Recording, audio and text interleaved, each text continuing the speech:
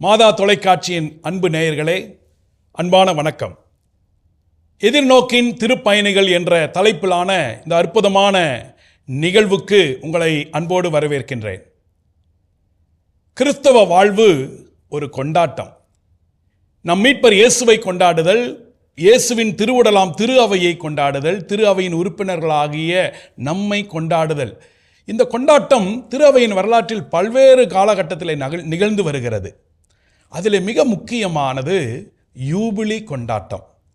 ஆமாம், இயேசு கிறிஸ்து பிறந்த 2025 ஆண்டுகளை நாம் நினைவு கூறுகிற யூபிலி ஆண்டை மிக சிறப்பாக கொண்டாட நமது திருத்தந்தை அழைப்பு விடுத்திருக்கிறார். வாங்க, இந்த யூபிலி ஆண்டுனா விவிலியத்தின் பார்வையிலே, வரலாற்றிலே எங்கிருந்து நாம் பார்க்கிறோம், அதனுடைய அர்த்தம் என்ன, நமது திரு அவையினுடைய வரலாற்றில் எப்போ வந்துச்சு, அதனுடைய சாராம்சம் என்ன, இன்று இந்த யூபிலி ஆண்டுக்கும் எனக்கும் என்ன தொடர்பு, இது போன்ற பல்வேறு கருத்துக்களை நம்மோடு உரையாடி நம்மை நம்பிக்கையிலும் எதிர்நோக்கிலும் பிறரன்பிலும் ஆழப்படுத்த கடவுள் கொடுத்திருக்கிற வரமாக நம் மத்தியிலே வந்திருக்கிறவர் தான் மேதகு ஆயர் அருள் செல்வம் ராயப்பன். அன்போடு ஆயரை வரவேற்போம். வணக்கம் ஆயரே. நம்ம ஆயர் அவர்கள் நம்மளுடைய திருச்சபை சட்டத்தில் அதை கற்றுக் கொடுக்கிற வல்லுனர். இப்போ இந்த யூபிலி ஆண்டை பற்றி அவரிடம் ஒரு சில கேள்விகளை நாம் கேட்டு தெரிந்து கொள்வோம். ஆண்டவரே, இந்த யூபிலி ஆண்டு இது நம்மளுடைய விவிலியத்தில் எங்கிருந்து வந்திருக்கிறது, இதனுடைய உள்ளார்ந்த அர்த்தம் என்ன அப்படிங்கிறத சொல்லுங்களேன். எத்தனையோ ஜூபிலி கொண்டாடுவதை நாம் பார்த்திருக்கிறோம். மறை மாவட்டத்தில், பங்குகளில், நிறுவனங்களுடைய ஜூபிலி, தனி ஆட்களின் ஜூபிலி, இப்படியெல்லாம் நாம் கேள்விப்பட்டிருக்கிறோம்.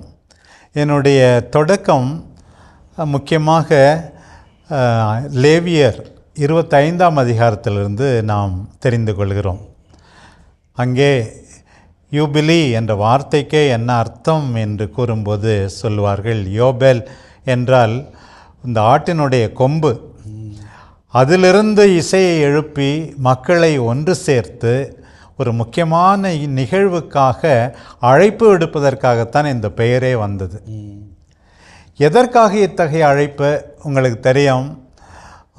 யூத மக்களை பொறுத்தமட்டில் எண் 7 மிக முக்கியமானது, 7ஆம் ஆண்டு மிக முக்கியமானது.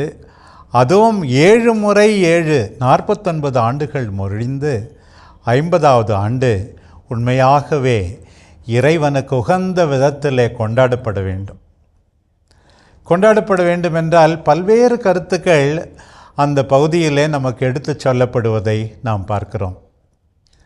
கடவுள் மக்கள் மீது இரக்கம் கொண்டிருக்கிறார். யாருமே அடிமையாக இருந்து அவதியுறுவது கடவுளுக்கு பிடிப்பதில்லை.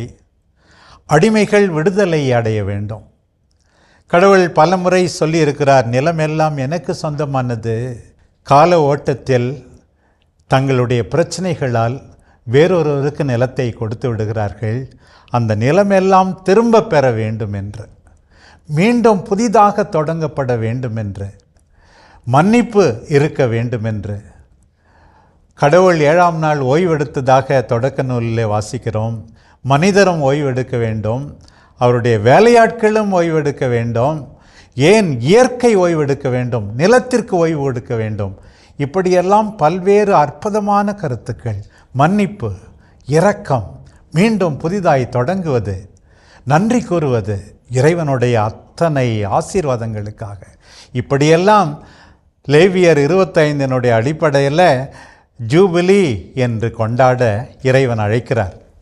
ஆமாண்டவர், உண்மையிலுமே விவிலியத்தில் பார்க்குறப்ப நீங்கள் சொல்ல அந்த விடுதலை தருகிற ஒரு உணர்வு, அடிமையாக இருந்தவங்களுக்கெல்லாம் விடுதலை, நிலத்தில் வந்துட்டு மீண்டுமாக கிடைத்தல், இதெல்லாம் பார்க்குறப்ப அதில் ஒரு வசனம் நான் பார்த்தேன். ஒரு 25ஆம் அதிகாரம் 21ஆவது வசனம், 6ஆம் ஆண்டு நிலம் 3 ஆண்டுக்குரிய விளைச்சலை கொடுக்குமாறு என் ஆசியை அனுப்புவேன். பாருங்க, கடவுள் எவ்வளோ நம்ம மேலே இரக்கம் கொண்டிருக்கார். நீங்கள் சொன்னது தான், 6வது வருஷம் விளைச்சல் இட்டால் போதும், 6, 7, 8 3 வருஷத்துக்குரிய ஆற்றலை தருவார். அப்படின்னா கடவுளை சார்ந்து இருக்கிற எண்ணம் வேணுங்கிறத இந்த விவிலிய பின்னணியில் நம்ம யூபிலியை புரிஞ்சுக்க முடியுது. இந்த விவிலிய அடிப்படையில் பார்க்குறப்ப ஆண்டவரே, இந்த யூபிலி ஆண்டு இந்த விவிலியத்தினுடைய அடிப்படையில் நம்ம வாழ்க்கைக்கு எப்படி எடுத்துக்கலாம் உதாரணத்துக்கு திருத்தந்தை கூட 4R அப்படின்னு சிம்பிளாக ஒரு சில இதெல்லாம் சொல்கிறாரு. எப்படி ஆண்டவர், அதனுடைய விளக்கம் என்ன அப்படின்னு? முக்கியமாக இந்த நேரத்தில் நான் முதல்ல சொன்ன மாதிரி முதல் ஆர் வந்து ரெஸ்ட், ஓய்வு. இப்போது எல்லாருக்குமே ஓய்வு தேவைப்படுகிறது. சில பேர் வேலை வேலை என்று ஓயாமல் அலைந்து கொண்டு உரிய ஓய்வு எடுக்காமல் தாங்கள் முயற்சி எடுத்து சம்பாதித்த பணத்தை எல்லாம் மருத்துவ செலவுக்காக பயன்படுத்துகின்ற அவல நிலை இந்த நவீன காலத்தில் இருக்கிறது. போதுமான ஓய்வு வேண்டும், தனக்கு ஓய்வு வேண்டும், தன்னுடைய குடும்பத்தாருக்கு ஓய்வு வேண்டும், தன்னிடம் பணிபுரிபவர்களுக்கு ஓய்வு வேண்டும் என்பதை நாம் புரிந்து கொள்ள வேண்டும். இந்த சூழ்நிலையில் முக்கியமாக ஞாயிற்றுக்கிழமை எதற்காக என்று திரு அவை தன்னுடைய போதனையில் தெளிவாக குறிப்பிடுகிறது. மனிதருக்கு ஓய்வு தேவைப்படுகிறது, நின்று நிதானிக்க நேரம் தேவைப்படுகிறது, கடவுளோடு உறவை இன்னும் ஆழப்படுத்த, முக்கியமாக திருப்பலியிலே பங்கெடுக்க, இறைவனோடு பேச, இறைவன் பேசுவதை கேட்க, புனிதமிகு நற்கருணையால் உண்மையாகவே சக்தி பெற தேவைப்படுகிறது. உண்மையாலுமே அந்த ஓய்வினுடைய அர்த்தம் ரொம்ப அற்புதமாக புரியுது ஆண்டவரே. ஏன்னா ஓடிட்டே இருக்கிறோம் பல நேரத்தில். அது என்ன சொல்கிறாங்கன்னா, உளவியல் அடிப்படையில் ஏதோ தன்னை சார்ந்திருத்தல், என்னால் தான் எல்லாம் நடக்குது, நான் ஓடினா தான், நான் வேலை செஞ்சால் தான் என் குடும்பமே நல்லா இருக்குன்னு. அப்படிலாம் இல்லை. நீ உனக்கும் ஓய்வு கொடு, உன் குடும்பத்தை வளர்க்கிற நான் பார்த்துக்கொள்வேன் அப்படிங்கிறது தான். நிலத்துக்கு நீ ஓய்வு கொடு, ஆனால் நிலத்தின் வழியாக உனக்கு ஆசீர்வாதம் தருகிறேன்னு சூப்பரான முதல் கருத்து.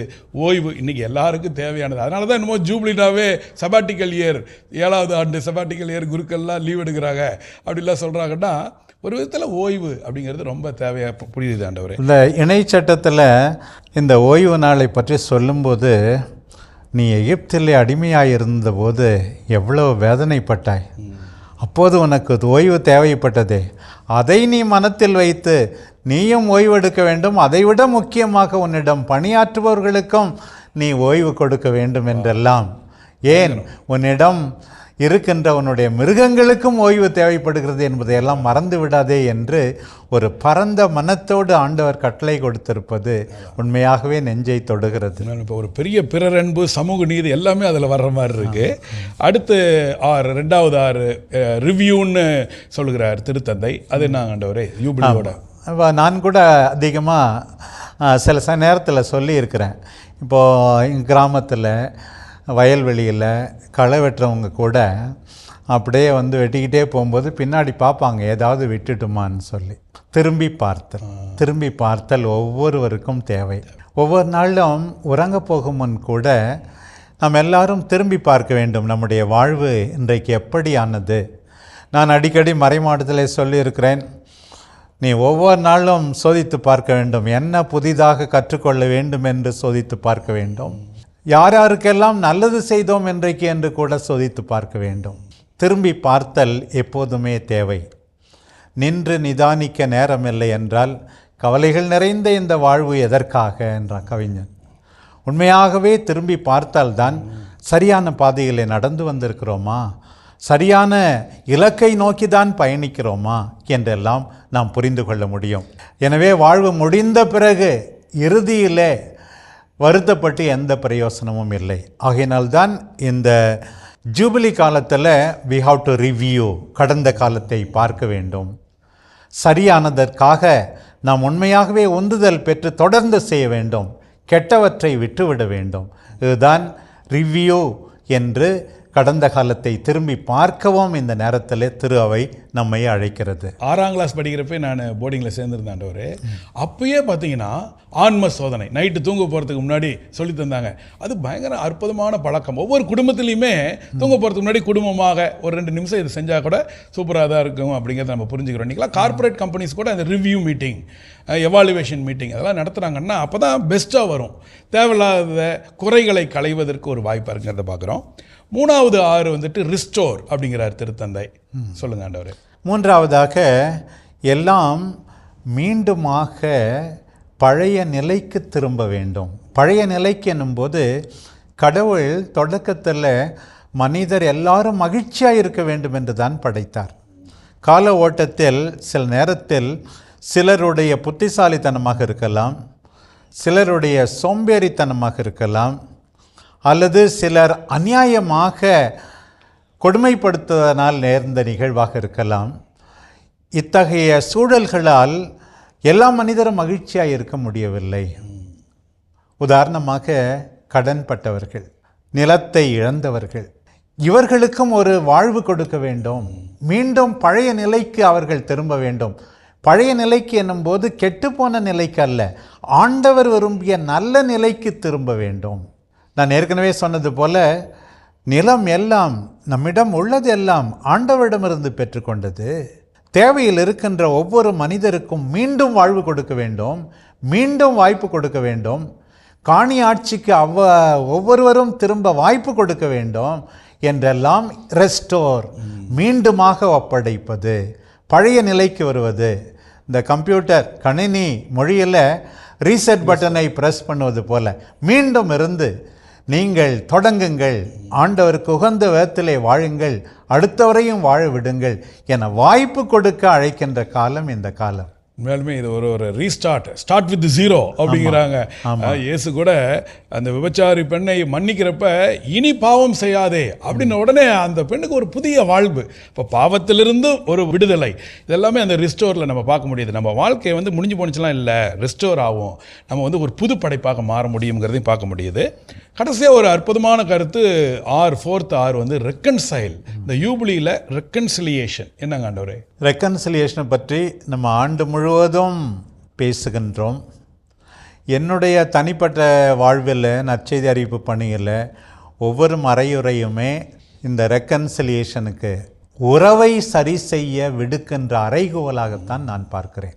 நம்முடைய மறையுறையை கேட்கிறவர்கள் யாராவது மனம் மாறினால், ஆண்டவரோடு உறவை சரி செய்தால், அடுத்தவரோடு உறவை சரி செய்தால், ஏன் திருத்தந்தை இப்போது மிக அதிகமாக ஆசிப்பது போல இயற்கை அனைத்தோடும் உறவை சரி செய்தால், அதைவிட உன்னதமானது எதுவுமே இருக்க முடியாது. இது நற்செய்தி முழுவதிலுமே பரவலாக நமக்கு வெளிப்படுகிறது. ஆண்டவர் மிக தெளிவாக சொல்லிவிட்டார், நீ பீடத்திற்கு காணிக்கை செலுத்த வரும்போது அங்கே உன் சகோதரன் உன் மீது மனத்தாங்கலாக இருப்பதாக நினைவுற்றால் காணிக்கை அங்கே வைத்துவிட்டு சென்று சமாதானம் செய்து கொண்டு பிறகு உன்னுடைய காணிக்கையை செலுத்து. நான் சொல்லுவேன், ஒவ்வொரு பங்கு விழாவிலும் சரி, மறைமாவட்ட விழாவிலும் சரி, தனிப்பட்ட விழாவிலும் சரி, யாரையும் ஒதுக்கி வைத்துவிட்டு நீ விழா கொண்டாடவே முடியாது. இதுபோல ஒரு முக்கியமான காலகட்டத்தில் எல்லாரோடும் உறவு சரியாக இருக்க வேண்டும். ஒரு பக்கம் கடவுளோடு உறவு, ஆண்டவரே என் பாவங்களை மன்னித்து விடு. ஆண்டவர் சொன்னார், உன் அயலாரை நீ மனமாற மன்னிக்கவில்லை என்றால் என்னிடம் மன்னிப்பு கேட்கவே உனக்கு அருகதை இல்லை என்று சொன்னார். மற்றவர்களை மன்னிப்பது, மற்றவர்களிடம் மன்னிப்பு கேட்பது, இப்படி நொந்து போன, அடிபட்டு போன, காயப்பட்டு போன அத்தனை பேருக்கும் மருந்து கொடுக்கும் விதமாக உறவை சீர் செய்ய அழைக்கப்படுகின்ற இந்த மக்களினம்தான் ஜூபிலியால். உண்மையாலுமே அதை கேட்கப்பே ஒரு ஜூபிலி வருது, நமக்கு ஒரு மகிழ்ச்சி வருகிறது. ஏன்னா ஒரு புது வாழ்வு கிடைக்கிற மாதிரி, ஒரு ஒப்புரவாயிட்டோம்னா ஒரு புதிய வாழ்க்கை வருது. இதுதான் உண்மையான யூபிலி. யூபிலி கொண்டாட்டங்கிறது எல்லாம் இன்றைக்கெல்லாம் சில்வர் ஜூபிலி, கோல்டன் ஜூபிலிட்டு சாப்பாடை போட்டுட்டு போகிறதில்ல. யாரோடலாம் பகை இருக்கோ அவங்களுக்குலாம் ஒன்றாகணுங்கிற ஒரு அற்புதமான ஒரு விஷயம். ஆனால் இதுதான் ஆண்டவரே பார்க்குறேன், திருத்தந்தை ரொம்ப ஸ்பெஷல், குழந்தைங்களை கூட ரீச் அவுட் பண்ணிடுறார். அதனால் அழகாக 4R அப்படின்னு சொல்லி இந்த 4 ஆரையும் விவிலியத்தினுடைய பின்னணியை அழகாக சொல்லி ரெஸ்ட், ரிவ்யூ, ரிஸ்டோர், ரெக்கன்சைல் அப்படின்னு முடிச்சிருக்கிறாரு. இது விவிலியத்தின் பின்னணியில் இவ்வளோ நேரம் பார்த்தோம். இந்த யூபிலிங்கிறத திரு அவையில் எப்போ இருந்து கொண்டாடிட்டு இருக்கிறோம் ஆண்டவரே? அதான் யூபிலின் போது நம்ம உண்மையான ஜூபிலி நம்ம 50ஆம் ஆண்டு அப்படின்னு சொன்னோம். இதை முதல்ல பல பேர் பல நிலைகளில் கொண்டாடி இருக்கலாம். முதலாக 1300ஆம் ஆண்டு, ஆண்டவர் இயேசு பிறந்த 1300ஆம் ஆண்டு ஒரு பெரிய ஜூபிலியாக கொண்டாடப்பட வேண்டும் என்று அப்போது இருந்த திருத்தந்தை 8ஆம் போனிஃபாஸ் அவர்கள் அறிவித்தார்கள். அதிலிருந்து சில ஆண்டுகள் ஒவ்வொரு 100ஆம் ஆண்டாவது நாம் கொண்டாட வேண்டாம் என்று தொடங்கப்பட்டது. இப்போ 100ஆம் ஆண்டு என்று தொடங்கப்பட்டது 1343ஆம் ஆண்டு 6வது கிளமெண்ட் அவர்களால் ஒவ்வொரு 50ஆம் ஆண்டும் நாம் கொண்டாட வேண்டும் என்று தொடங்கியது. பிறகு இன்னும் சில ஆண்டுகள் கழித்து 1470 திருத்தந்தை 2ஆம் பால் அவர்கள் ஒவ்வொரு 25ஆம் ஆண்டும் கொண்டாட வேண்டும் என்று பணித்தார். பாருங்கள், முதலில் 1300 100 ஆண்டுக்கு ஒரு முறை என்று தொடங்கப்பட்டது. பிறகு 50 ஆண்டுக்கு ஒரு முறை என்று மாறி பிறகு 25 ஆண்டுக்கு ஒரு முறை என்று இதெல்லாம் சாதாரண ஜூபிலியாக கொண்டாடப்பட வேண்டும். மைல்கல் என்று சொல்வார்கள். நான் கூட ஒரு முறை சிங்கப்பூரில் இருந்தபோது சில திருமணமானவர்களை அழைப்பார்கள். 25ஆம் ஆண்டு 50ஆம் ஆண்டு மட்டுமல்ல, 5ஆம் ஆண்டு 10ஆம் ஆண்டு 15ஆம் ஆண்டு 20ஆம் ஆண்டு, ஏன் நாம் ஏற்கனவே பார்த்தது போல வாழ்க்கையை திருப்பி பார்க்க வேண்டும். 5 ஆண்டு எப்படி வாழ்ந்தோம் என்று. 5 ஆண்டுக்கு ஒரு முறை பார்க்கவில்லை என்றாலும் பரவாயில்லை, குறைந்த அளவு 25 ஆண்டுக்கு ஒரு முறை நமக்கு கிடைத்த மீட்பை எண்ணி மகிழ வேண்டாமா? வாழ்வை புதுப்பிக்க வேண்டாமா? உண்மையாகவே மற்றவர்களை ஏற்றுக்கொண்டு மன்னிக்க வேண்டாமா என்றெல்லாம் கேள்வி எழுப்ப ஒரு வாய்ப்பு கொடுக்கிற காலம் இந்த ஜூபிலி காலம். இது சாதாரண ஜூபிலி. கடைசியாக நாம் கொண்டாடியது சாதாரண ஜூபிலியாக 2000 ஆண்டிலே நாம் சாதாரண ஜூபிலி கொண்டாடினோம். அதுவும் பெரிய ஜூபிலி, அதுவும் 2000 ஆண்டுகள் முடிந்ததால் 2000 ஆண்டுகள். 100 மடங்கும் 50 மடங்கும் 25 மடங்கும் எல்லாம் இணைந்து 3 ஆண்டுகள் நாம் அதற்காக தயாரித்து, முதலில் மகனின் ஆண்டு, தூய ஆவியாரின் ஆண்டு, தந்தையின் ஆண்டு என்று 1997 98 99களில் தயாரித்து அப்படி கொண்டாடினோம். அதற்கு பிறகு வருகின்ற சாதாரண ஜூபிலியாக 2025 அமைகிறது. இதோ இப்போ நீங்கள் சொன்னது 2 வந்திருக்காண்டவரே, சாதாரண ஜூபிலிங்கிறது ஒன்று, மெகா ஜூபிலிங்கிறது ஒன்று. திடீர் நடுவில் கூட ஜூபிலின்னு அறிவிக்கிறாங்களே. இப்போ திருத்தந்தை ஒரு இரக்கத்தின் ஜூபிலி ஆண்டு என்னங்கண்டவர்? அது ஸ்பெஷல் ஜூபிலி இல்லையா? அப்படி மிகச்சிறப்பான ஜூபிலி ஆண்டு என்று நம்முடைய திருத்தந்தையாக தேர்ந்தெடுக்கப்பட்ட நாளிலிருந்து முக்கியமாக அவர் வலியுறுத்துவது, அவர் பெயரை தேர்ந்தெடுத்தது புனித பிரான்சிஸ் அசிசியாரின் பெயரில். புனித பிரான்சிஸ் அசிசியார் உங்களுக்கு தெரியும் எப்படி தன்னுடைய மனமாற்றம் ஆரம்பித்தது என்பதை பற்றி கூறும்போது நாம் கேள்விப்படுகிறோம். ஆடையில்லாத மனிதரை பார்க்கும்போது தன்னுடைய ஆடையை கொடுத்து உண்மையாகவே அன்பை காட்டுகிற ஒரு இரக்கத்தின் தூதுவராக அவர் இருந்தார். அமைதியின் தூதுவராக அவர் இருந்தார். அவருடைய இரக்கத்தின் பாடல், சமாதானத்தின் பாடல் எல்லாரும் அறிந்த ஒன்று. எல்லார் மீதும் இரக்கம் கொண்டார், இயற்கை மீதும் இரக்கம் கொண்டார். அந்த அடிப்படையில் திருத்தந்தை அவர்கள் திருத்தந்தையாக பொறுப்பேற்ற 3 ஆண்டுகளிலேயே எல்லாரும் இறைவனின் இரக்கத்தை அபரிமிதமாக அனுபவிக்க வேண்டும் என்பதற்காக இரக்கத்தின் ஆண்டு என்று ஸ்பெஷல் ஜூபிலியாக 2016ஆம் ஆண்டை அறிவித்தார். எத்தனையோ பேர் மெசஞ்சர்ஸ் ஆஃப் மெர்சி, சிறப்பாக பாவிகள் எல்லாம் மன்னிக்கப்பட வேண்டும் என்றெல்லாம் அவர் மிக முயற்சி எடுத்து இந்த ஆண்டை அறிவித்து நாம் கொண்டாடுவதற்கு மிகச்சிறந்த உந்துகோலாக இருந்தார். இப்போ நீங்கள் சொல்கிறத பார்த்தா திரு அவை வரலாற்றில் 3 விதமான யூபிலி. சாதாரண யூபிலி, அது 25 ஆண்டுகளுக்கு ஒரு முறை. எக்ஸ்ட்ராடினரி அப்படிங்கிறப்ப சிறப்பான யூபிலி, குறிப்பிட்ட நோக்கத்துக்காக திருத்தந்தையர்கள் பார்த்து சொல்கிறது. இன்னொன்று மெகா ஜூபிலிங்கிறது 1000 அருமை ஆண்டவரே. இந்த அதுதான் சொல்லுவாங்க இப்பெல்லாம் அன்றாடம் ஜூபிலிங்கிறாங்க. எல்லாம் இதனுடைய அர்த்தம்லாம் பார்க்குறப்ப அன்றாடம் நம்ம அதை உணரணுங்கிற மாதிரி இருக்கு. நான் கூட சொல்லுவேன், அன்பு செய்யும் உள்ளங்களுக்கு அன்றாடம் கிறிஸ்மஸ், மன்னிக்கும் மனங்களுக்கு நாள்தோறும் புத்தாண்டு. சூப்பர், அப்படிதான் இருக்குது ஆண்டவரே. இப்போ இந்த 2025ஆம் ஆண்டை யூபிலி ஆண்டாக திருத்தந்தை அறிவிக்கிறப்ப என்ன கால சூழ்நிலை, சமூக சூழ்நிலை என்னங்க ஆண்டவரே? எதனால் திடீர்னு இது அறிவிக்கிறப்ப ஏதாவது அதை சொல்லியிருக்கிறாரா? ஏற்கனவே நாம் தெரிந்து கொண்டது போல ஒரு 25ஆம் ஆண்டு முடிகிறது. ஆண்டவர் பிறந்து 2025ஆம் ஆண்டு சாதாரண ஜூபிலி. ஒவ்வொரு 25ஆம் ஆண்டும் ஒரு முக்கியம். ஆனால் அதே சமயத்தில் இந்த காலகட்டத்தில் இந்த சாதாரண ஜூபிலியே ஒரு சிறப்பை பெறுகிறது என்று நாம் சொல்ல வேண்டும். உங்களுக்கு தெரியும், அண்மையில் இருந்த கொரோனா கொள்ளை நோய் எந்த அளவுக்கு மனிதர்கள் பாதிக்கப்பட்டார்கள். திரு அவையின் அக்கறை, ஒரு விதத்தில் நம்முடைய மாதா தொலைக்காட்சி கூட மிகப்பெரிய பணியை, மகத்தான பணியை, ஆண்டவரோடு மக்கள் இருக்கின்ற கொண்டிருக்கின்ற உறவை பாதுகாக்கின்ற ஒரு நல்ல பணியை செய்தது என்றெல்லாம் சொல்ல வேண்டும். கொரோனா நேரத்தில் அந்த சமயத்திலிருந்து அதிலிருந்து ஓரளவு நாம் மீண்டு வந்திருக்கிறோம். நம்முடைய வாழ்வு நம் கையில் இல்லை. இன்றைக்கு உலகம் பெரியதல்ல, சிறியது.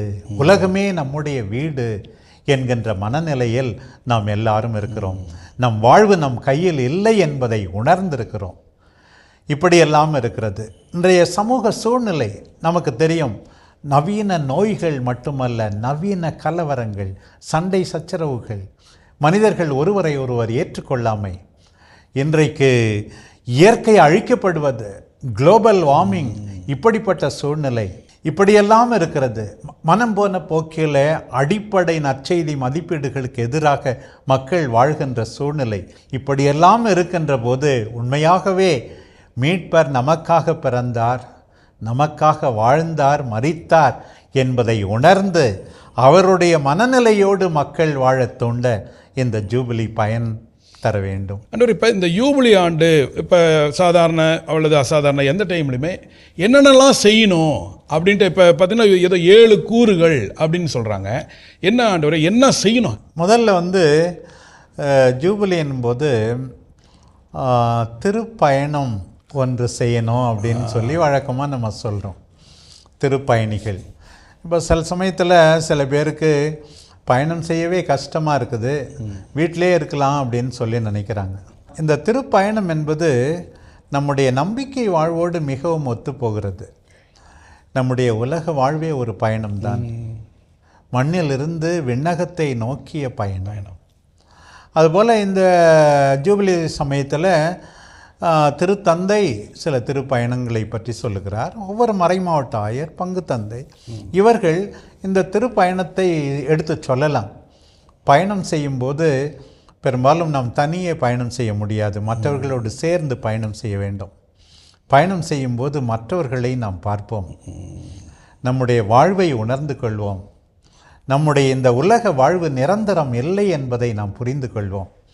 அதனால் இப்போது நம்முடைய மக்கள் நம்முடைய தென் இந்தியாவில் முக்கியமாக வேளாங்கண்ணி போன்ற புனித தலங்களுக்கு வருகிறார்கள். நம்முடைய மறை மாவட்டங்களிலும் பல்வேறு திருத்தலங்கள் இருக்கின்றன. இந்த இடங்களுக்கு திருப்பயணம் மேற்கொண்டு பிறகு அங்கே முக்கியமாக தங்களுடைய ஆன்மீக வாழ்வை புதுப்பிக்கின்ற போது உண்மையாகவே அது மிகவும் நன்றாக அமையும். அதனால்தான் சொல்லும்போது திருப்பயணத்தை பற்றியும் இந்த ஜூபிலி சமயத்தில் சொல்கிறாங்க. உண்மையிலுமே அதான் திருத்தந்தை திருப்பயணங்கிறது ஒரு பக்கம் ஆன்மீக இடங்கள், அது இன்னொரு பக்கம் பார்த்தோன்னா ஒவ்வொரு மனிதரையும், தேவையில் இருக்கிற மனிதர்களையும் போய் சந்திப்பதும் ஒரு திருப்பயணம். நோயாளியை சந்தித்தல், சிறைச்சாலையில் இருக்கிறவங்க சந்தித்தல், அதெல்லாமே ஒரு திருப்பயணமாக இதெல்லாம் இருக்கணும், செய்யுங்க அப்படிங்கிற மாதிரி ரொம்ப அற்புதமாக சொல்லியிருக்காரு. நீங்கள் சொல்கிறது ரொம்ப உண்மையாகவே நல்லா இருக்குது. ஒரு விதத்தில் நற்கருணையில் இருக்கிற ஆண்டவர் அன்னை தெரசா சொல்லும்போது சொன்னாங்க, அந்த நவகன்னியரிடம் நாவிஸ்கிட்ட சொன்னாங்களாம், அங்கே நற்கருணை பலியில் அந்த அருள்பணியாளர் அப்பத்தை கையில் ஏந்தி எவ்வளோ பக்தியோடு இது என் உடல் அப்படின்னு சொல்கிறாரு. இந்த முதியவருக்கு நீ குளிப்பாட்டும் போது உண்மையாகவே அதே பக்தியோடு அவரை தாங்கிக் கொள்ள வேண்டும், அவரை நடத்த வேண்டும் சொன்னாங்களாம். அதுபோல் வாழும் தெய்வங்கள் மனிதர் வடிவிலே, துன்புறுகின்ற மனிதர் வடிவிலே இருக்கிறார்கள். அவர்களை முயற்சி எடுத்து போய் பார்ப்பதும் ஒரு திருப்பயணம். இந்த திருப்பயணத்தை முற்றிலுமாக தவிர்த்துவிட்டு அந்த திருப்பயணத்தை மட்டும் நீ மேற்கொண்டால் ஆண்டவருக்கு ஏற்புடையவராக முடியாது. அதேதான், ஆனால் ஆலயத்தில் தேடுகிற ஆண்டவர் அருகில் இருக்கிறார் அப்படிங்கிறதை உணர முடியுது. இப்போ ஜூபிலினாவே ஒரு ஹோலி டோர்னு திறப்பு விழா அப்படின்லாம் பண்ணுறாங்க. என்னங்க ஆண்டவர் ஹோலி டோர் அப்படிங்கிறாங்க, புனித கதவு. இதற்கும் ஒரு விவிலிய அடிப்படை இருக்குது என்று பார்க்கலாம். ஆண்டவர் சொன்னார், நானே வாயில் சொன்னார், ஐ ஆம் த டோர், என் வழியாய்த்தான் நீங்கள் நுழைய வேண்டும் அப்படின்னு சொன்னார். அதுபோல் முக்கியமான ஒவ்வொரு முறை நாம் ஆலயத்தில் நுழையும் போது நானே வாயில் என்று சொன்ன அந்த ஆண்டவரை மனத்தில் வைத்து கொண்டு உள்ளே நுழைய வேண்டும். அதுவும் இன்னொரு பக்கம் விண்ணகத்தில் நுழைகிறோம் என்று, இதெல்லாம் வீட்டிலே நுழையும் போது அங்கே வாயிற்கதவு, நான் ஒரு நாள் விண்ணகத்தில் நுழைய வேண்டும் என்பதையெல்லாம் நினைவுபடுத்த வேண்டும். இது போல் ஒவ்வொரு சாதாரண சிறு சிறு செயல்களுக்கும் உண்மையாகவே ஒரு ஆன்மீக நோக்கம் இருப்பதையும் இதிலிருந்து நாம் புரிந்து கொள்ள முடிகிறது. இப்போ திருப்பயணமாக புனித கதவுக்குள் நுழைந்து நாம் என்ன செய்யணும் அப்படிங்கிறத சொல்லுங்க ஆண்டவரே. இதில் ஆலயத்திற்குள் நுழைகிறோம் என்பது முக்கியமாக நான் ஏற்கனவே சொன்னது போல ஒப்புரவு, இறைவனோடு ஒப்புரவு, அடுத்தாரோடு ஒப்புரவு. அந்த ஆலயத்துக்குள்ளே நம்ம ஒப்புரவுக்கு வழிவகுப்பது என்ன?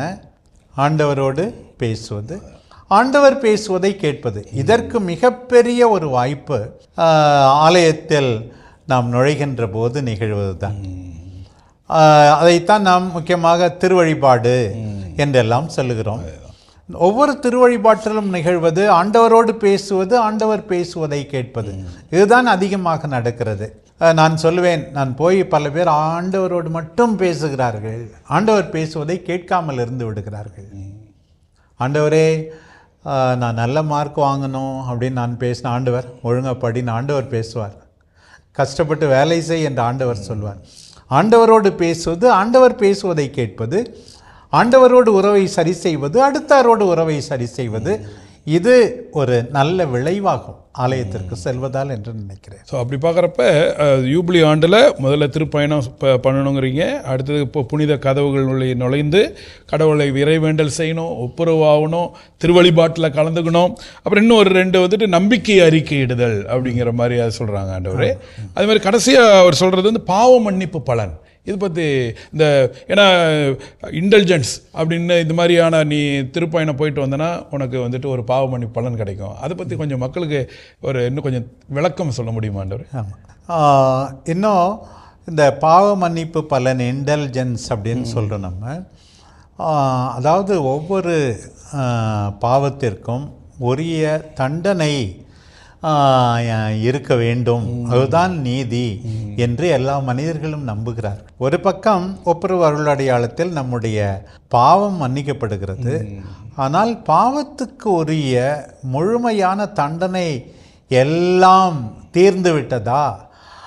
சில சமயத்தில் நம்ம சொல்கிறோம், உத்தரிக்கிற ஸ்தலம் என்று தங்கள் பாவங்களுக்கு முழுதும் ஒத்தறியாதவர்கள் அதற்காக உண்மையாகவே தூய்மைப்படுத்துகின்ற ஒரு நிலையாக அதை நாம் பார்க்கிறோம். பாவத்திற்குரிய தண்டனையிலிருந்து விடுதலை பெறுவதற்கு சில நல்ல காரியங்களை செய்யும்போது, ஒப்புரவு அருளடையாளத்தை நாம் அணுகும்போது, ஆண்டவருடைய திரு உடலை, திரு இரத்தத்தை உணவாக நாம் பெற்றுக்கொள்கின்ற போது, ஒரு சில ஜெபங்களை நாம் செய்யும்போது, ஒரு குறிப்பிட்ட முக்கியமான காலங்களில் திருத்தந்தையின் வரைமுறை கேட்ப மறைமாவட்ட ஆயர் இந்த இன்டெலிஜென்ஸ் பாவ மன்னிப்பு, பாவத்திற்குரிய தண்டனையிலிருந்து விடுதலை பெற முடியும் என்று திருச்சபையின் கருவூலத்திலிருந்து இயேசுவின் மீட்பினால், பல்வேறு புனிதர்களின் பங்கேற்பினால்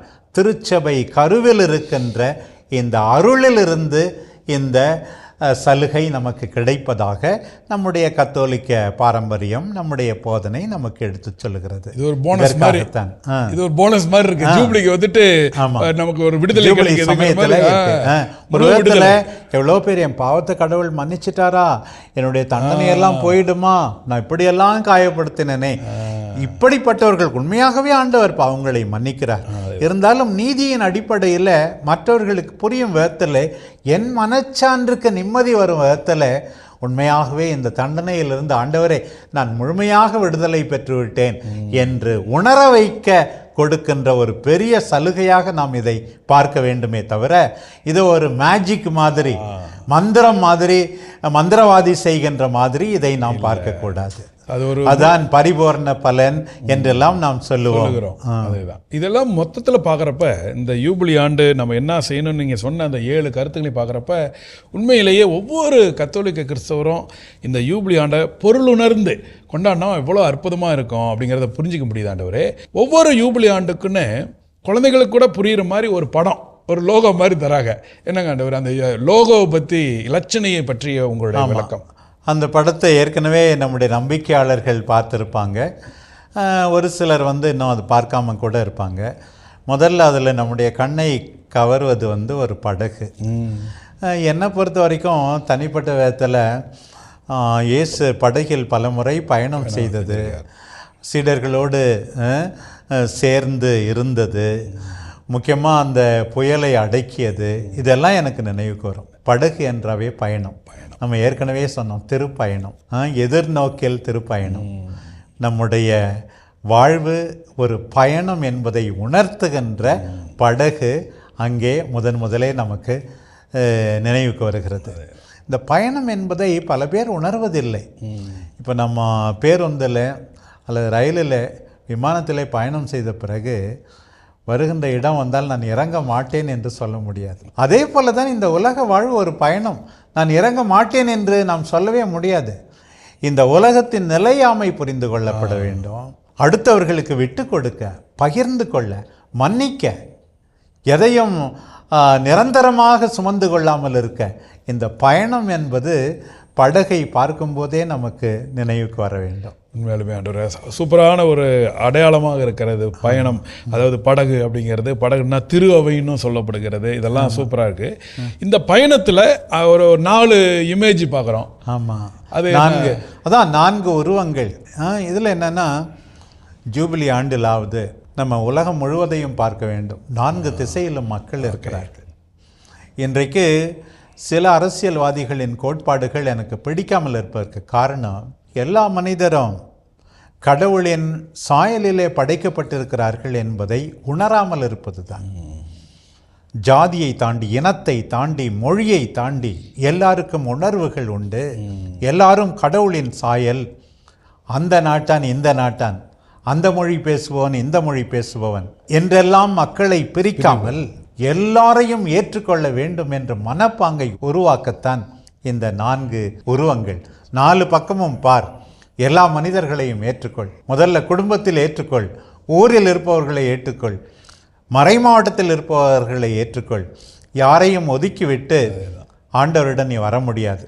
அதான் மிஷேல் குவா என்ற அறிஞர் அழகாக சொல்லுவார். அப்பா, தந்தையே என்று கடவுளை பார்த்து கூப்பிடுகிறாயே, அந்த தந்தைக்கு மற்ற பிள்ளைகள் இருக்கிறார்கள், அவர்கள் வேண்டாம் என்று எப்படி நீ அவரை கூப்பிட முடியும் என்று கேட்பார். சூப்பர் ஆண்டவர். உண்மையில அந்த 4ங்கிறது வந்து 4 திசை அப்படிங்கிறதுல வந்து எல்லாரையும் உள்ளடக்கிற ஒரு இன்க்ளூசிவிசம் பார்க்க முடியுது. அதுவும் கூட 4 கலருங்கிறத கூட எல்லா கலாச்சாரம்ங்கிறாங்க. அந்த மெத்தடே சூப்பராக இருந்துச்சு. ஒரு மாதிரி தனித்தனியாக இல்லாமல் அப்படியே அரவணைச்ச மாதிரி இருக்குது. அதெல்லாம் அப்படியே ஒன்றிணைஞ்சு போகணும். இதான் சின்னடிலையும் பார்க்குற ஒருங்கிணைந்த திரு அவை, கூட்டொருங்கியக்க திரு அவை, இதெல்லாம் பார்க்க முடியுது.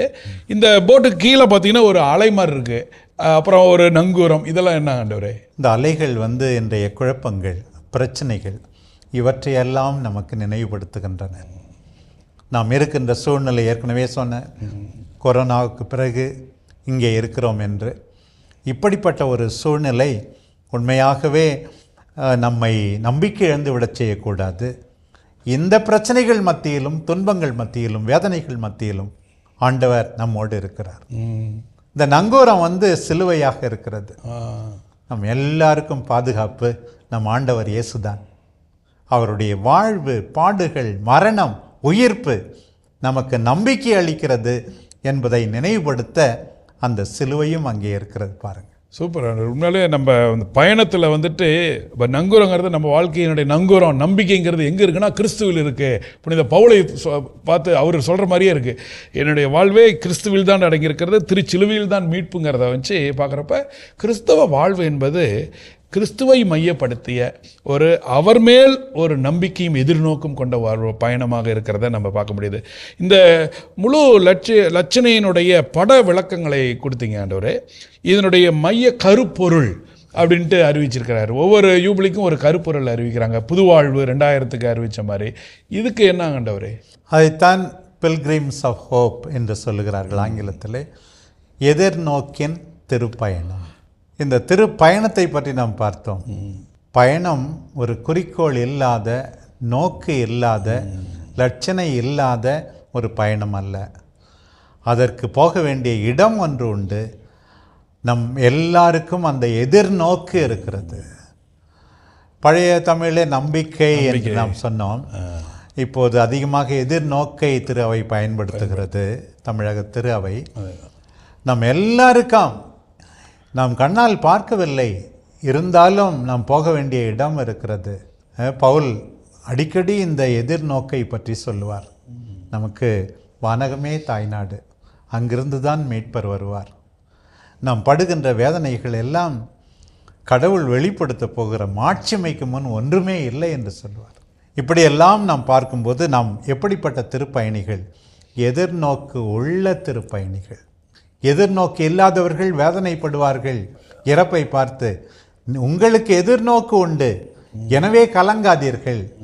எதிர்நோக்கு இல்லாத மற்ற மக்களைப் போல நீங்களும் கவலைப்படக்கூடாது என்று தெசலோனிக்கர்கள் எழுதிய முதல் திருமுகத்திலே 2ஆம் திருமுகத்திலே பவுல் சொல்லுவார். அதனால் எதிர்நோக்கின் திருப்பயணிகள். சுருக்கமாக சொல்ல வேண்டுமென்றால், இந்த உலகம் நல்லது, அதில் எந்த மாற்று கருத்தும் இருக்க முடியாது. ஆனால் இந்த உலகம் நல்ல உலகம் நிரந்தரமானதல்ல. விண்ணை நோக்கி பயணம் செய்கின்ற நாம் அனைவரும் நம்பிக்கையோடு எதிர்நோக்கோடு பயணம் செய்ய வேண்டும் என்று அழைப்பு விடுக்கின்ற ஒரு லட்சிய வாக்காக இந்த எதிர்நோக்கின் திருப்பயணிகள் என்பது நமக்கு கொடுக்கப்பட்டுள்ளது விருது வாக்காக. உண்மையுமே இந்த விருது வாக்கு ஒரு பூஸ்ட் தர மாதிரி இருக்குது. நம்ம திருப்பயணிகள் டல்லாயிடக்கூடாது, மனசு விடக்கூடாது, எதிர்நோக்கு நம்பிக்கையோடு இரு. ஏன்னா நீங்கள் விளக்கத்தில் ஃபஸ்ட் ஸ்டார்டிங்கில் கொடுத்தீங்களே விவிலிய விளக்கம், 50வது ஆண்டு முழு விடுதலை.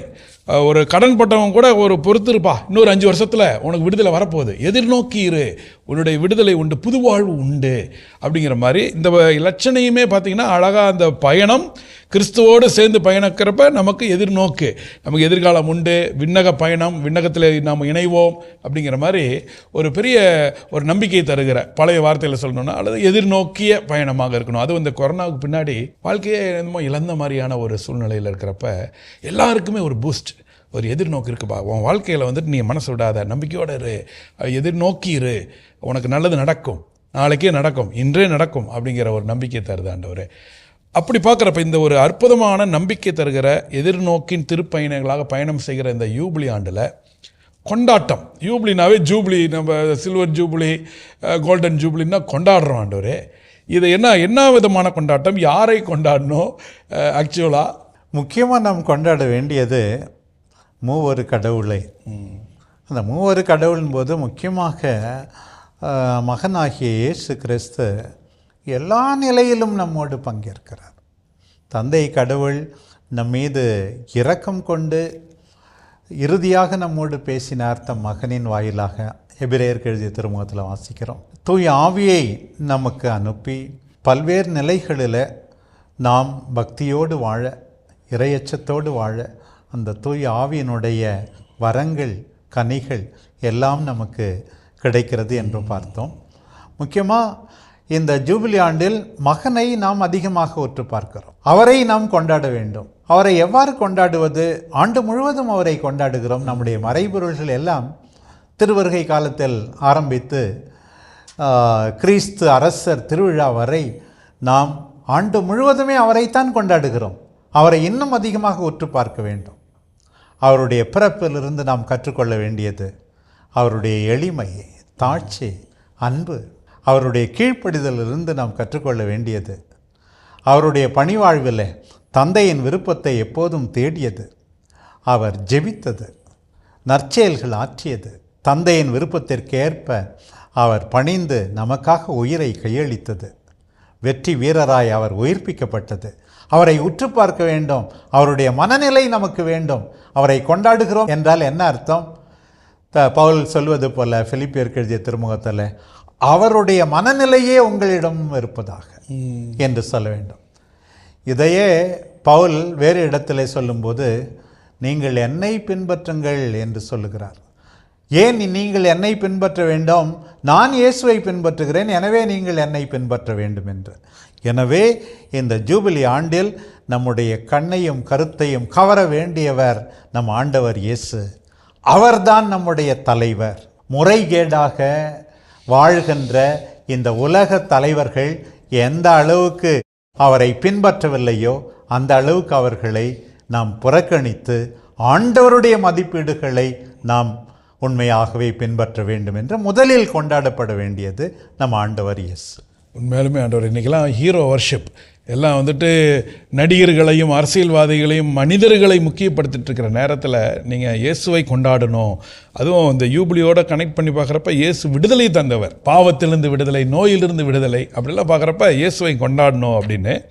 அந்த இயேசுவை கொண்டாடுதல் என்பது திரு அவையை கொண்டாடுதல், திரு அவையில் இருக்கிற நம்மை கொண்டாடுதல்ங்கிறாங்க. அதை எப்படி கனெக்ட் பண்ணுறது ஆண்டவர்? What is the church? திரு அவை என்றால் என்ன? இயேசு கிறிஸ்துவின் நீட்சி, எக்ஸ்டென்ஷன் என்று அவரை சொல்ல வேண்டும். இயேசுவை பற்றி சொல்லும்போது வழக்கமாக முப்பெரும் பணிகளை நாம் சொல்லுவோம். அவர் ஒரு ப்ராஃபெட், இறைவாக்கினர். அவர் ஒரு ப்ரீஸ்ட், அருள்பணியாளர், குரு. அவர் ஒரு தலைவர், அரசர் என்றெல்லாம். நானே உண்மை என்று சொன்னார், நானே வாழ்வு என்று சொன்னார், நானே வழி என்று சொன்னார். இன்றைக்கு உண்மையாக இருக்க வேண்டியது திரு அவை. நவீன காலத்தில் அவருடைய நீட்சியாக இருக்கிற திரு அவை நானே உண்மை என்று சொல்லும் விதத்தில் உண்மையாம் இயேசுவை அறிவிக்க வேண்டும். நானே வாழ்வு எனும் விதத்தில் தன்னுடைய வழிபாடுகளால், தன்னுடைய செயல்பாடுகளால் இறந்து போன அல்லது உயிராய் இருக்கும்போதே நடைபிணங்களான அத்தனை பேருக்கும் வாழ்வளிக்க வேண்டும். திரு அவை வாழ்வாக வேண்டும். அதே போல திரு அவை வழிகாட்ட வேண்டும். இப்படி திரு அவையை நாம் கொண்டாடுகிறோம் என்றால் ஒரு விதத்தில் மீட்பர் இயேசுவையே கொண்டாடுகிறோம் என்று தான் அர்த்தம். ஆனால் திரு அவை எப்போதும் தன்னுடைய தலைவரான இயேசுவின் வழியிலிருந்து பிறழக்கூடாது. அந்த திரு அவையினுடைய உறுப்புகள் தான் நம்ம. ஸோ நம்மையும் கொண்டாடணுங்கிறாரு. நம்மை கொண்டாடுதல்னா எப்படி ஆண்டவரே? தனிப்பட்ட திரு அவை என்றால் என்ன? நான் சர்ச் என்று எழுதிவிட்டு இந்த பக்கம் சிஹெச் அழைச்சிட்டு அதே போல் இந்த பக்கமும் அழைச்சிட்டு நடுவில் இருக்கிறது யாருன்னு மாணவர்களிடம் கேட்பது உண்டு. You are the church. திருச்சபை பார்த்துக்கோம், திருச்சபை பார்த்துக்கோம், திரு அவை பார்த்துக்கோம் அப்படின்னு சில பேர் பொறுப்பை தட்டி கழிப்பதை நாம் பார்க்கிறோம். ஒரு குடும்பம் குட்டி திருச்சபை என்று சொல்வதை நீங்கள் கேள்விப்பட்டிருப்பீர்கள். ஒவ்வொரு குடும்பமும் கொண்டாடப்பட வேண்டும். எப்போது நாம் கொண்டாட முடியும்? ஆண்டவருடைய விருப்பத்துக்கு ஏற்ப நடக்கிற குடும்பமாக இருந்தால். குடும்பம் என்றால் என்ன? ஒவ்வொருவரும் பொறுப்பை தட்டி கழிக்க முடியாது. ஒவ்வொரு திருமுழுக்கு பெற்ற ஒவ்வொருவரும் கொண்டாடப்பட வேண்டும். பவுலின் போதனையின் அடிப்படையில் நீங்களே கடவுளின் ஆலயம் என்று சொல்லுகிறார். நீ உனக்காக யார் மரித்தார், உன் ஆன்மாவின் விலை என்ன என்பதையெல்லாம் நீ உணர்ந்து நீ கொண்டாடப்படும் விதத்திலே வாழ வேண்டும். உன்னையே நீ மதிக்க வேண்டும். மனித மாண்பை மதிக்க வேண்டும். ஆன்மாவை மதிக்க வேண்டும். இப்படி ஒவ்வொரு மனிதருமே ஒரு விதத்திலே கொண்டாடப்பட வேண்டும். அதுவும் தேவையில் இருக்கின்ற மனிதர்கள், துன்புறுகின்ற மனிதர்கள் கொண்டாடப்பட வேண்டும். கொண்டாடப்படுகின்றார்கள் என்றால் என்ன அர்த்தம்?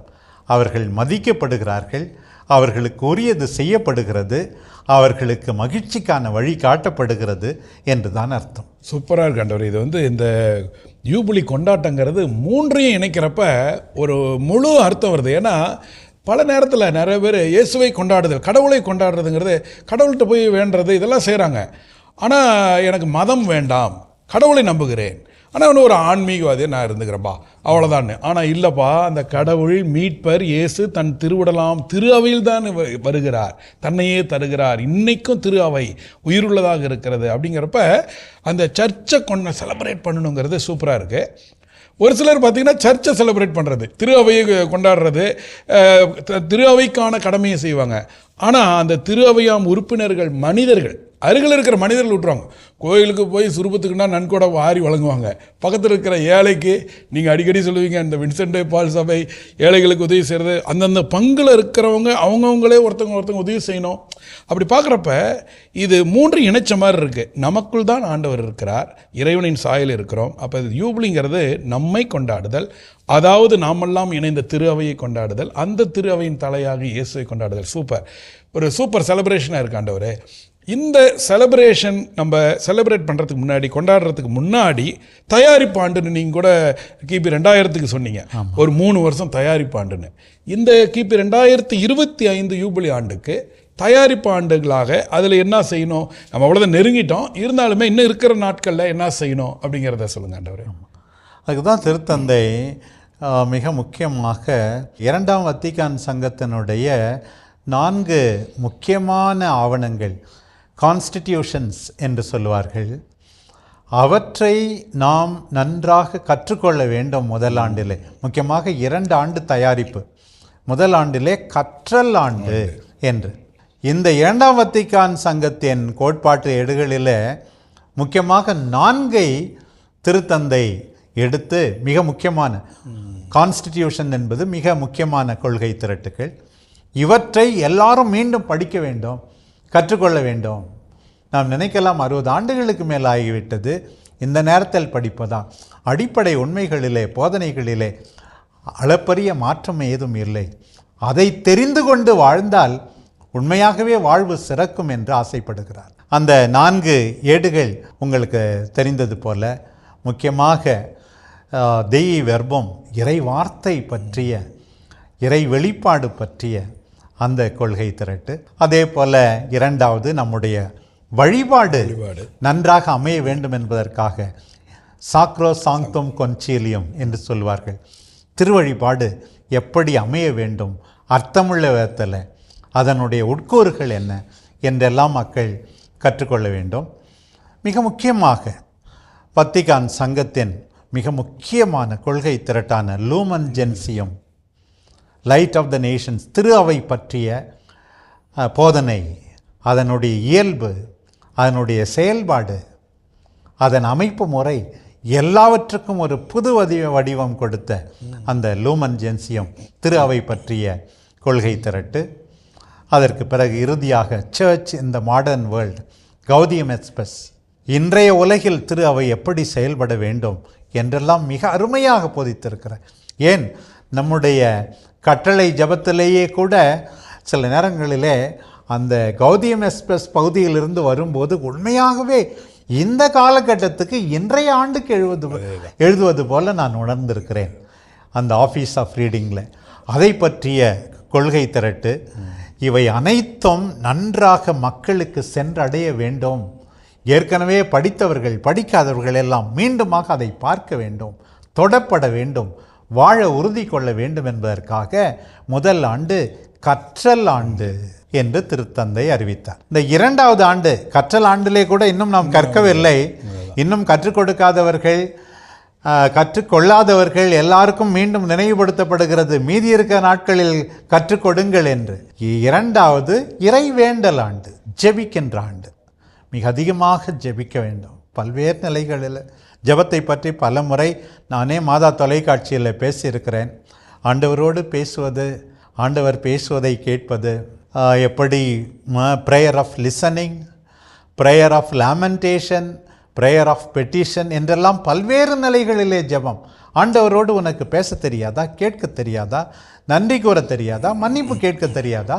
தனி ஜெபம், குடும்ப ஜெபம், குழு ஜெபம், அதே போல் பங்கு அளவிலே திருவழிபாடு, மறைமாட்ட அளவிலே திருவழிபாடு, திரு யாத்திரை, திருப்பயணம் செய்த திருவழிபாடு, எல்லாமே பல்வேறு நிலைகளிலே நமக்கு தேவைப்படுகிறது. எல்லாவற்றையும் புதுப்பிக்கின்ற ஒரு ஆண்டாக, இறைவேண்டல் ஆண்டாக 2வது ஆண்டு, இந்த ஆண்டு உண்மையாகவே நினைவு கூறப்பட வேண்டும் என்று திருத்தந்தை ஆசிக்கிறார். அந்த 3 ஆண்டு, ஒன்று கற்றல் ஆண்டு, அடுத்தது இறைவேண்டல் ஆண்டு, யூபிலி ஆண்டு. அந்த யூபிலி ஆண்டுங்கிறது திருப்பயண ஆண்டுன்னு. இந்த திருப்பயணத்துக்கு 2 கை மாதிரி இருக்குது, அல்லது 2 கால். 2 கால் என்னது? ஒன்று கற்க வேண்டும், இன்னொன்று ஜெபிக்க வேண்டும். நான் கூட நினைப்பேன், அடிக்கடி சொல்லுவாங்க, இந்த to know is to love. ஒருத்தர் உண்மையால அன்பு செய்கிறோம்னா அவரை பற்றி அதிகம் தெரிஞ்சுக்கணும். நான் உண்மையால அன்பு செய்கிறேன்னா அவரை பற்றி அதிகம் தெரிஞ்சுக்கணும். நம்ம திருத்தந்தை அழகாக நம்மளுடைய திரு அவையினுடைய ஒவ்வொரு விஷயத்தையும் விவிலியத்தை மையப்படுத்திய இந்த 2ஆம் வத்திக்கான் சங்கத்தினுடைய கோட்பாடுகளை படித்து தெரிஞ்சுக்கோப்பா, அப்போ வாழ்க்கை மாறும். அப்போ கற்றுக்கொள்ளுதல் என்பது என் வாழ்க்கையை மாற்றுவதற்காக. அப்போ கற்போம், பிறருக்கு கற்பிப்போம், அதை கடைபிடிப்போம் அப்படிங்கிற மாதிரி ரொம்ப அற்புதமாக அந்த கற்றல் ஆண்டு, அதே மாதிரி இறைவேண்டல் ஆண்டு, இந்த 2ஐயும் செய்யணும். இந்த 2ஐயும் செஞ்சாதான் உண்மையான திருப்பயண ஆண்டை நம்ம அடுத்த ஆண்டு கொண்டாட முடியும் அப்படிங்கிறத பார்க்க முடியுது. ஆண்டவரே, ரொம்ப அற்புதமாக அந்த 3 ஆண்டுகளை நம்ம சிறப்பிச்சிட்ருக்கிறோம். இந்த யூபிலி ஜென்ரலாக இப்போ இவ்வளோ நேரம் நம்ம பேசுனது ஆண்டவரே, ஒரு மொத்தமாக பார்க்குறப்ப இந்த 2025 யூபிலி ஆண்டு நம் வாழ்க்கைக்கு தனி மனித, நம்ம கிறித்தவ மற்றும் பொது மக்களுக்கான ஒரு செய்தியாக சொல்லணும்னா என்னங்க ஆண்டவரே? ஒவ்வொரு யூபிலி ஆண்டிலும் நாம் முக்கியமாக செய்ய வேண்டியது இறைவனுக்கு நன்றி கூற வேண்டும். நன்றி. இப்போ நம்ம எப்படி நன்றி கூறுவது? நம்முடைய வழிபாட்டு வழியாக நன்றி கூறணும், நம்முடைய வாழ்க்கையில் நன்றி கூறணும். எதற்காக நன்றி? நான் மீண்டும் மீண்டும் ஒவ்வொரு இறைவேண்டலிலும் மக்களோடு இணைந்து ஜெபிக்கும்போது சொல்லுவேன், மனிதராக படைத்ததற்காக நன்றி, உம் சாயலிலே படைத்தீரே. எங்களுடைய நம்பிக்கைக்காக நன்றி, மீட்பரே உமக்காக நன்றி. நீர் எங்களுக்காக பிறந்ததற்காக, வாழ்ந்ததற்காக, பாடுபட்டதற்காக, மரித்ததற்காக, உயிர்த்ததற்காக நன்றி. அந்த நன்றியோடு நாம் நிரம்பினால் நிச்சயமாக நாம் மகிழ்ச்சியாக இருக்க முடியும், மற்றவர்களை மகிழ்ச்சியாக இருக்க விடுவோம். அதற்கு எப்படியெல்லாம் நன்றி கொண்டாட்டங்களை ஏற்பாடு செய்ய வேண்டும். அதே போல் உதாரணமாக ஒப்புரவு அருள் அடையாளங்கள். இப்போ மறந்து போன ஒரு அருள் அடையாளமாக ஒப்புரவு அருள் அடையாளத்தை பலர் பார்க்கிறார்கள். மாதம் ஒரு முறையாவது பங்குகளில், மற்ற இல்லங்களிலே, பணித்தளங்களிலே இந்த ஒப்புரவு வழிபாட்டுக்கு ஏற்பாடு செய்து உண்மையாகவே இறைவனோடு ஒப்புரவு கொள்ள. அப்புறம் ஒவ்வொரு பங்களவிலும் முக்கியமாக இது போல் சமாதான குழுக்களை ஏற்படுத்தி பிளவுபட்ட குடும்பங்களை ஒன்றிணைக்கின்ற ஒரு காலமாகவும் இது நாம் பயன்படுத்த வேண்டும். அப்புறம் நீங்கள் மிக தெளிவாக சொன்னீங்க, இந்த கற்றல், ஜெபித்தல், இது ரெண்டும். நான் கூட சொல்லுவேன், பேதுருவை சொல்லும்போது, நீ உனக்கு என்னை தெரியுமா? முதல் கேள்வி. நடுவில் கடைசியில் நீ என்னை அன்பு செய்கிறாயா, தெரியுமா, அன்பு செய்கிறாயா? மக்கள் செய்ய கான்க்ரீட்டாக என்ன நம்முடைய இது நம்முடைய சினடாலிட்டி என்ற இந்த ஆயர்கள் மன்ற தலைப்போடு ஒத்து போகிறது. ஏறக்குறைய அதைத்தான் இந்த ஜூபிலி நேரத்தில் வருதுன்னா, இந்த ஆக்ஷன் பிளான் பற்றி நம்ம சொல்லும்போது உண்மையாகவே நாம் இந்த பங்கேற்பு, இறை வார்த்தை அறிவிப்பு, ஒன்றிப்பு, இவற்றை தனி மனித அளவிலும் குழுக்களாகவும் அருள் பணியாளர்கள் நிலையிலும் பல்வேறு செயல்பாட்டு திட்டங்களை அமைக்க வேண்டும், மறை மாவட்டத்துக்கு ஏற்ற மாதிரி. உண்மையான ஆண்டவரே, ரொம்ப அற்புதமான இந்த ஒரு யூபிலியை பற்றிய உங்களுடைய கலந்துரையாடல், உங்களுடைய செய்திகள் ரொம்ப பயனுள்ளதாக இருந்துச்சு ஆண்டவரே. உண்மையாலுமே இன்றைக்கி இதை அர்த்தமுள்ளதாக மாற்றணும் தான் இந்த மாதா தொலைக்காட்சி இந்த ஒரு விளக்க உரையை ஏற்பாடு செஞ்சுருக்கிறத பார்க்க முடியுது. ஒவ்வொரு மறை மாவட்டத்தில் ஒவ்வொரு பங்குலையும் ஒவ்வொரு அன்பியத்திலையும் எல்லாரும் உட்காந்து இந்த யூபிலியை பற்றி கொஞ்சம் தெரிஞ்சுக்கிட்டு ஒரு செயல் திட்டங்கள், நீங்கள் சொன்ன மாதிரி செயல் திட்டம், தனி மனித வாழ்க்கைக்கு என்ன செய்யலாம், அன்பியத்தில் என்ன செய்யலாம், பங்கில் என்ன செய்யலாம் அப்படின்னு ஒரு செயல் திட்டம்லாம் போட்டு செஞ்சாங்கன்னா உண்மையாலுமே சூப்பராக இருக்கும். இந்த திருவிழா டைம்லாம் எதோ பண்ணிகிட்டு இருக்கிறது, தேருக்கு முக்கியத்துவம் கொடுத்துட்டு இருக்கிற நேரத்தில் இந்த யூபிலி பற்றிய ஒரு செய்திகளை கொடுக்குற ஒரு கற்றுக் கொடுக்குற ஒரு இடமாக, கலை நிகழ்ச்சிகள் வழியாக, போட்டிகள் வழியாக பல்வேறு விஷயத்தில் செஞ்சால் நல்லா இருக்குங்கிறத நம்ம பார்க்க முடிகிறது. அன்பாயிரம், இப்போ நம்ம இந்த யூபிலி ஆண்டுக்காக திருத்தந்தை ஒரு திருத்துவது மடல் மாதிரி கடைசியாக ஏதோ அனுப்பினதாக சொல்கிறாங்க. அதை பற்றிய விளக்கம் என்ன? உங்களுக்கு தெரிந்தது போல் ஏற்கனவே திருத்தந்தை இந்த ஜூபிலி இயரை அறிவித்தார். அதில் கொஞ்சம் சுருக்கமாக தான் இருந்தது. இப்போ இந்த ஆண்டு மே மாதம் 9ஆம் தேதி ஸ்பேஸ் நான் கொன்ஃபொந்தித், ஹோப் டஸ் நாட் டிஸப்பாயிண்ட் அப்படின்னு அந்த தலைப்பில் திருத்தந்தை ஏறக்குறைய ஒரு 15 பக்கங்கள் நீண்ட ஒரு கடிதத்தை எழுதியிருக்கிறார். இதை பற்றி இதில் உண்மையாகவே நம்பிக்கையினுடைய, அதாவது எதிர்நோக்கினுடைய முக்கியத்துவத்தை பற்றி சொல்லுகிறார். நாம் எல்லாம் எதிர்நோக்கி இல்லாதவர்களைப் போல வாழக்கூடாது. இந்த நவீன காலத்தில் நம்ம கேள்விப்படுறோம், ஆயிரம் இருந்தும் நிம்மதி இல்லையேன்னு சொல்லி தன்னுடைய வாழ்வையே முடித்து கொள்ளுகிற மனிதர்கள் இருக்கிறார். அவனுக்கு என்ன குறை? கடைசியாக கடவுள் அவன் வாழ்வில் இல்லை, மனசில் நிம்மதி இல்லை, எனவே வாழ்வை முடித்து கொள்கின்ற நிலை. ஆனால் திருத்தந்தை மீண்டும் மீண்டும் அறிவுறுத்துகிறார், எதிர்நோக்கை இழந்து விடாதீர்கள் இந்த கடிதத்தில் முக்கியமாக. பிறகு மீண்டும் மீண்டும் இந்த ஒப்புரவு அருளடையாளத்தை பற்றி கூட இந்த கடிதத்தில் திருத்தந்தை பேசியிருக்கிறார். மற்றவர்களோடு உறவை சரி செய்ய வேண்டியதனுடைய அவசியத்தை, மற்றவர்களை மன்னிக்க வேண்டியது. நாம் ஏற்கனவே பார்த்த இந்த பல்வேறு கருத்துக்களை மிக விளக்கமாக இந்த வாய்ப்பை பயன்படுத்தி எதிர்நோக்கோடு விண்ணை நோக்கி பயணம் செய்வோம் என்று சொல்லி இந்த கடிதத்தை திருத்தந்தை எழுதியிருக்கிறார்கள். அது மிக மிக அர்த்தமுள்ள ஒரு கடிதம். வாய்ப்பு கிடைக்கும்போது அதை பற்றி விளக்கமாக பேசுவோம், நம்முடைய அன்பர்களும் தெரிந்து கொள்வார்கள். உண்மையாலுமே இந்த யூபிலி ஆண்டு பற்றிய ஒரு அற்புதமான கலந்துரையாடல். உங்களுடைய செய்திகள் ஒவ்வொன்றுமே ஒவ்வொரு மனிதருக்கும் ஒரு உந்து சக்தி, ஒரு எதிர்நோக்கை கொடுத்த மாதிரி இருக்குது. நம்பிக்கையினுடைய நட்சத்திரமாக உங்களுடைய செய்திகள் எங்களுக்கு கிடைச்சிருக்கிறது. இந்த நிகழ்ச்சிக்கு வந்து எங்களோடு உரையாடி உங்களுக்கு அன்பான நன்றி. அன்பு மாதா தொலைக்காட்சியினுடைய நேயர்களே, இதோ இவ்வளவு நேரம் நாம் இந்த யூபிலி ஆண்டினுடைய ஒரு அற்புதமான விவிலிய பின்னணி, வரலாற்று பின்னணி, நம்மளுடைய திரு அவையினுடைய அர்த்தங்கள் மற்றும் அதனுடைய இன்றைய சூழ்நிலை, அதை எப்படி அர்த்தமுள்ளதாக கொண்டாடலாம், இதையெல்லாம் நமது அன்பு ஆயர் வழியாக தெரிந்து கொண்டோம். உண்மையிலேயே ஒவ்வொரு மனிதருமே, இது வெறும் கத்தோலிக்க கிறிஸ்தவர் மட்டுமல்ல, எல்லா மனிதர்களும் கடவுளின் சாயல். எல்லா மனிதர்களும் இணைக்கின்ற ஒரு அற்புதமான ஒரு கூட்டொருங்கிய இயக்கம்தான் ஒரு மக்களுக்கு இந்த உலகத்திற்கு வெளிப்படையான அடையாளமாக இருப்பது தான் திரு அவை. அதனால தான் அந்த சினடில் படமே சின்ன குழந்தையிலேருந்து திருத்தந்தை வரை எல்லாருமே இணைச்ச மாதிரியான ஒரு பயணம். ஸோ அற்புதமான இந்த எதிர்நோக்கின் திருப்பயணிகளாக கேட்ட செய்திகளை எல்லாத்தையும் உள்ளடக்கிய நம்ம வாழ்க்கையில் எப்பொழுதும் மனசு விடாமல் நம்பிக்கையோடு எதிர்நோக்கோடு பயணம் செய்ய அழைப்பு விடுக்கப்பட்டிருக்கிறது. இதை நாம் புரிந்து கொண்டு இதோ இயேசுவை இன்னும் ஆழமாக கற்றுக்கொண்டு அவரை அனுபவித்து அவரிடம் இறைவேண்டல் செய்து அவரோடு திருப்பயணம் மேற்கொள்வோம். நிச்சயம் நமது வாழ்க்கை மகிழ்ச்சியாக மாறும். எதிர்நோக்கின் திருப்பயணிகள் என்ற இந்த நிகழ்ச்சியினுடைய முதல் பகுதி நிறைவு பெறுகிறது. அன்புள்ளங்களே, மீண்டும் நாளை நாம் சந்திப்போம்.